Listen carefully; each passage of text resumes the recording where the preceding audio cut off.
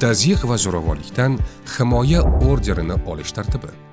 Buning uchun bosh sahifadan ijtimoiy himoya bo'limiga o'tib, ayollar huquqlarini himoya qilish bandidan tegishli xizmatni tanlang. Xizmat tavsifi bilan tanishib chiqqach, foydalanishni boshlang. Oferta shartlari bilan batafsil tanishib chiqqach, keyingi tugmasini bosing.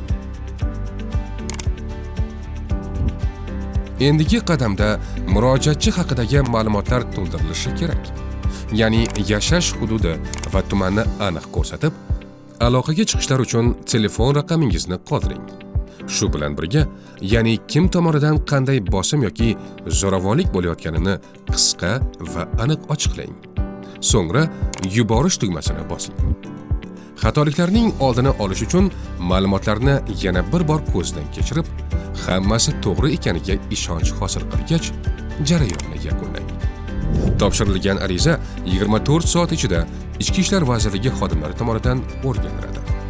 Xizmat natijasi, ya'ni himoya orderi tayinlangani yoki rad etilgani to'g'risidagi javob mening arizalarim bo'limiga kelib tushadi. Qonuniy himoyangizni ta'minlash my.gov.uz bilan tez va ishonchli.